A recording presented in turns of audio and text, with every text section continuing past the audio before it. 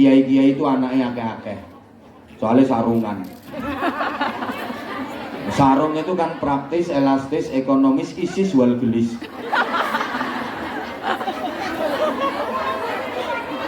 Ya makanya ini satunya sarungan, satunya celanaan. Kalau sarung mau kesasar wurung, masa pakai sarung mau karaokean, acup, ndak pantes. Masa pakai sarung mangku purel, ndak pantes. Pakai sarung ke night club, ndak pantes. Minimal kencing sambil duduk. Kan kalau sarung penak, disingkap seret, doprok, tir.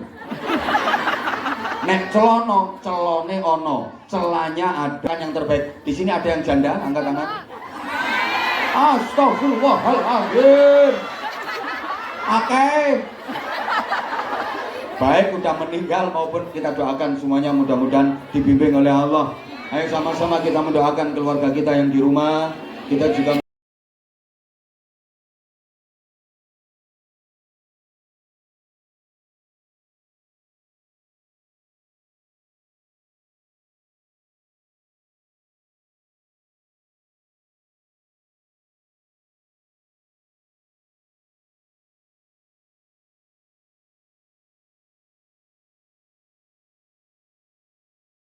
suwun semuanya, nggih.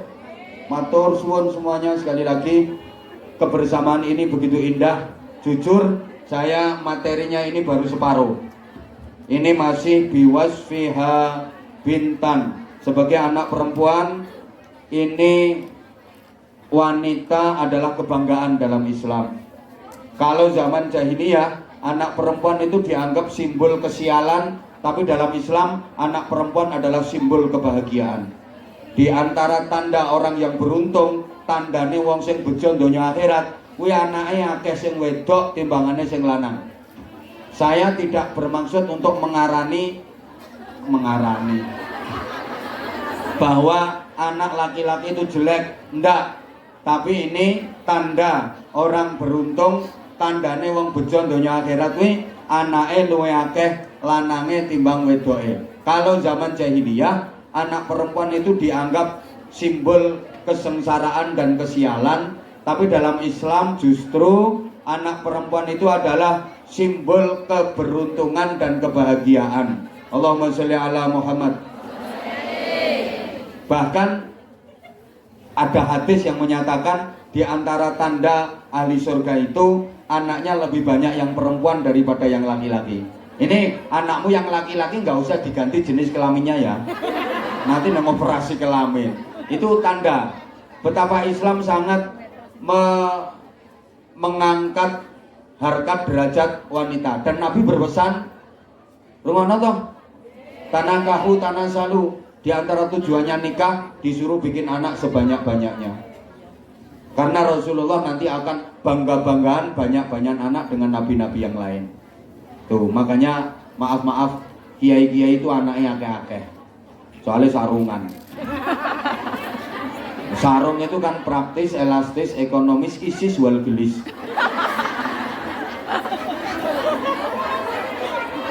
Ya makanya ini satunya sarungan, satunya celanaan. Kalau sarung mau kesasar wurung, masa pakai sarung mau karaokean, acup, ndak pantes. Masa pakai sarung mangku purel, ndak pantes. Pakai sarung ke night club, ndak pantes. Minimal kencing sambil duduk. Kan kalau sarung penak, disingkap seret, doprok, tir. Nek celono, celone ono, celanya ada cacatnya. Jarang loh pakai celana kok kencing duduk, itu jarang. Sing akeh yang begagah. Ngadeg, direk seret, dibrosotno srot, tur. Kadang-kadang ndak cewek. Jadi ceweknya pakai obat, maksudnya obat abit.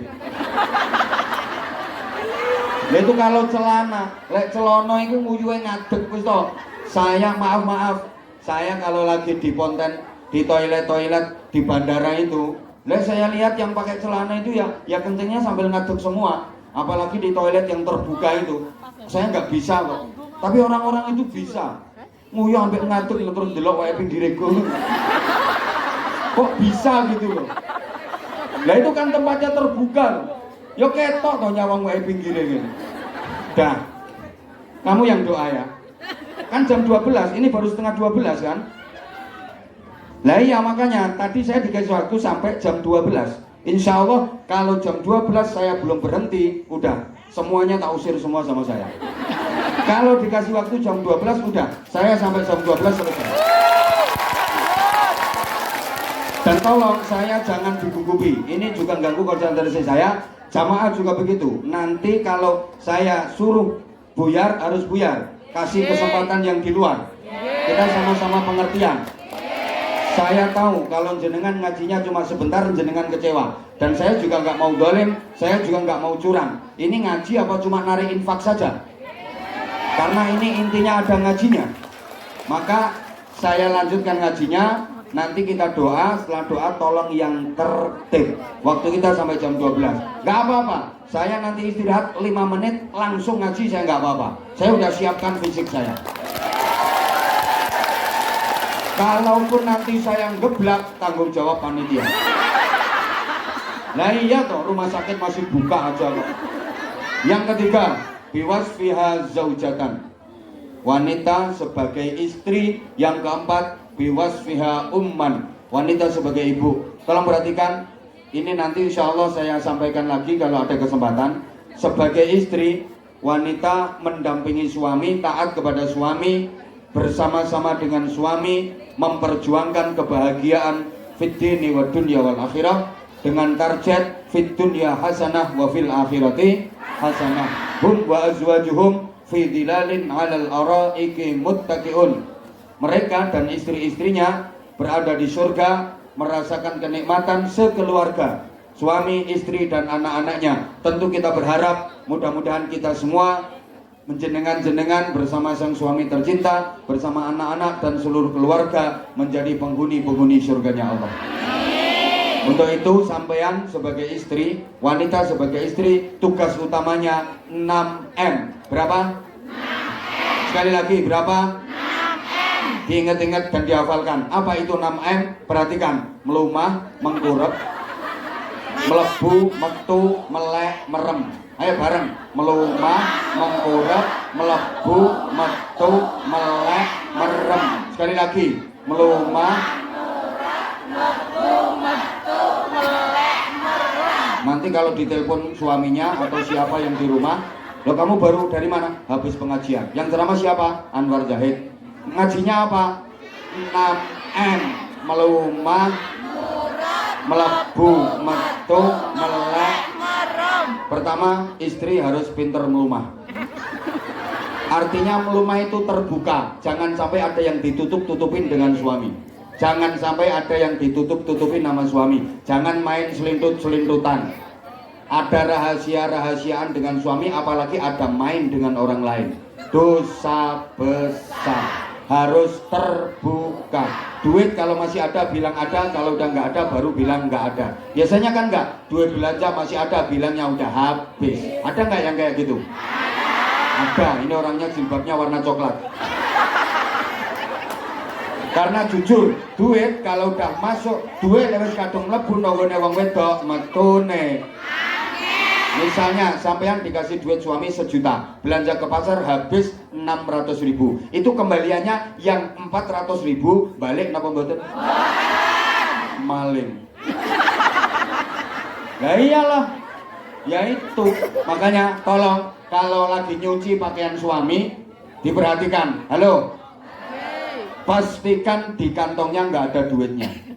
Kalau nyuci baju, celana, pokoknya pakaian suami, di kantongnya ada duit, kok tetap sampean cuci, sampean kena pasal pencucian uang. Awas. Halo. Kalau duitnya diambil terus dipek, sampean kena pasal penggelapan. Kalau duitnya diambil, dipakai beli bakso macam-macam, sampean kena pasal penghilangan barang bukti. Kalau duitnya dibiarkan di situ, halo, terus diambil setelah dicuci, sampean kena pasal berlapis. Kalau taunya duit udah dicuci dan duitnya hancur, sampean kena pasal perusakan lambang negara. Karena di situ ada simbol burung garudanya. Tapi kalau duit itu diambil, diserahkan lagi kepada suami, itulah sampean istri solehah.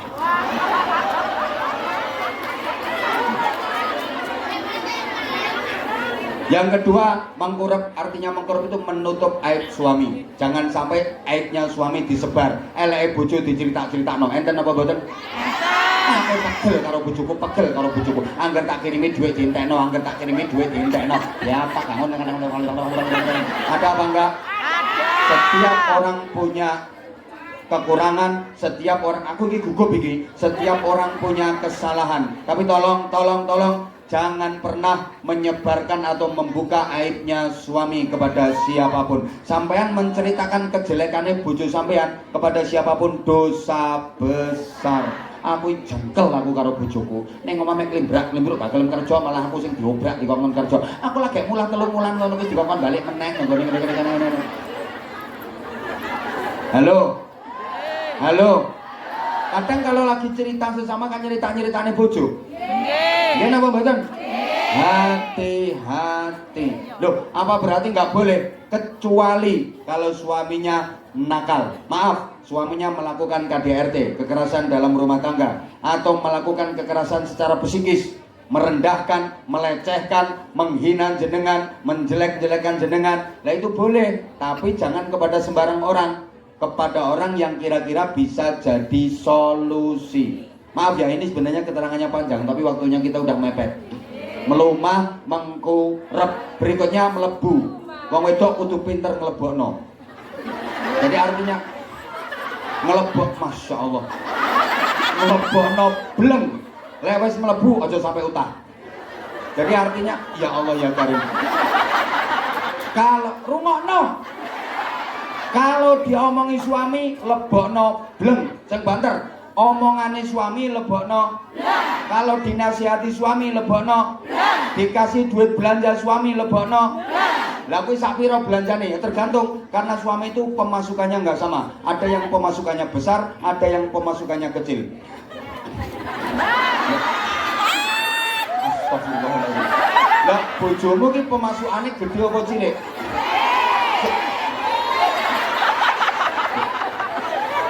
Astagfirullahaladzim. Soalnya gini, podo-podo manuk. Astagfirullahaladzim. Sayapnya 2, tapi ndoke ora podo. Nek manuk gagak ndoke gede, lek manuk emprit ndoke cilik. Lah bojomu ki ndoke gede apa cilik? Lho ireng nek cilik yo emprit. Ireng-ireng. Enggak semua yang ireng gagak. Kalau emprit jangan dipaksa ngendok sepodo ndoke gagak. Bobol. Kalau penghasilannya kecil, jangan menuntut belanja lebih. Kalau penghasilannya kecil, paham? Makanya istri harus tahu ndoknya suami itu besar apa kecil.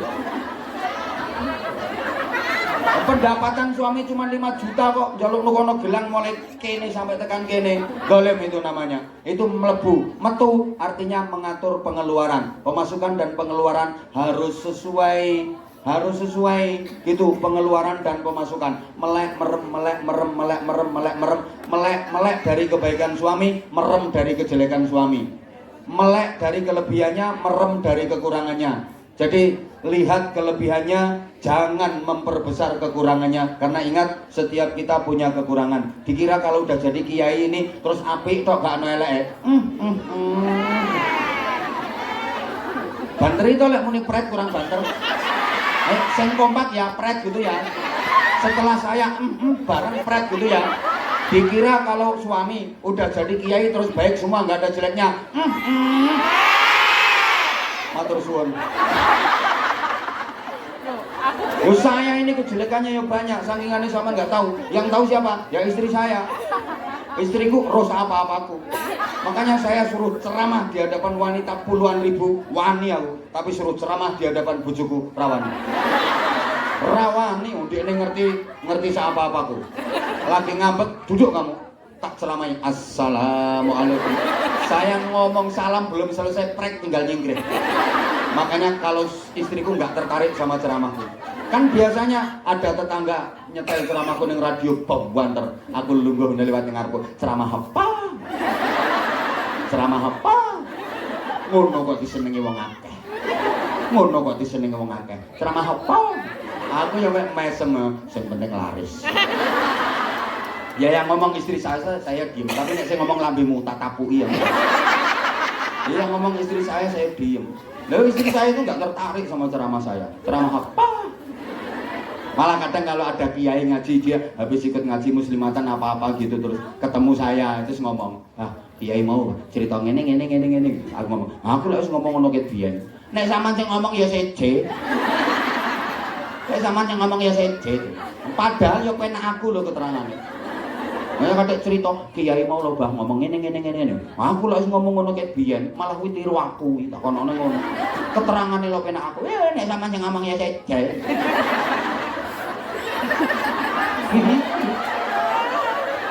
Jadi makanya rungokno toh, melek dari kelebihannya, merem dari kekurangan. Lo ini penting. Jadi nanti kapan-kapan tak terangkan lagi ya.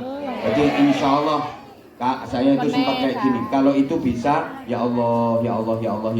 Bukan hanya sampai kaken ninen. Jujur, saya pernah lihat ada pasangan suami istri yang udah agak sepuh berangkat ke masjid sholat berjamaah, runtung. Aku sempat ngomong, Mbah, kula niki iri kalian jenengan. Lah napa to, Gus? Lah sing diiri niku napane? Lho jenengan niku pun sepuh, kalih Mbah Putri kok saged runtang-runtung salat jamaah bareng ngeten niki lho kula iri. Wis runtang-runtung budal jamaah mulai jamaah ngaji bareng. Ajeng napa melih to, Gus? Sing dipadosi napa? Ya moga-moga kula niki kalih Mbak Edok niki saged mlebu swarga bareng. Padahal itu dudu nganten anyar, nganten kawak pol. Makanya tolong mumpung suamimu masih hidup, kan suamimu sebentar lagi mati. Mumpung masih hidup, layani dengan pelayanan terbaik daripada nanti nyesel. Ono cerita iki terakhir. Ada perempuan, ada istri, itu kan setiap masak goreng tempe, suaminya usil. Jadi tempe lagi mari digoreng dintas, dicolong, dipangan. Lagi dintas, colong, dipangan. Suaminya tuh usil. Kalau istrinya lagi goreng tempe, itu mesti dicolongi, dipangan. Anyel dene. Iki lho senengane ganggu wong ae. Ora ngertiane wong masak, senengane tempe dicolongi. Ono lho kerja ono lho klimbrak-klimbruk ning omah ngono. Suatu ketika suaminya meninggal. Dia itu goreng tempe sendirian, nangis, membik. Ditanya sama tetangganya, Mbak, napa to Mbak goreng tempe kok karo nangis? Aku kelingan. Biasane ngene iki enek sing nyolongi. Saiki wis ora enek sing nyolongi. Mulane engko nek bar iki tilponen bojomu, Mas, sampean pengen apa to, Mas? Sampean njaluk apa, Mas? Mumpung sampean sik iso nuruti. Siapa tahu itu merupakan kebaikan terakhirmu untuk suamimu. Dan suamimu sebelum meninggal, dirimu harus mendapatkan ridhonya. Karena ridho Allah tergantung ridho suamimu. Oleh karenanya mari sama-sama kita mendoakan jenengan yang udah punya suami atau mantan juga didoakan. Nggih. Dongano paling larani aku ra wis. Tetap wajib didoakan yang terbaik. Alah, bojo ora kena gawe. Tetap wajib didoakan yang terbaik. Di sini ada yang janda, angkat tangan. Astagfirullahaladzim. Oke. Baik udah meninggal maupun kita doakan semuanya mudah-mudahan dibimbing oleh Allah. Ayo sama-sama kita mendoakan keluarga kita yang di rumah.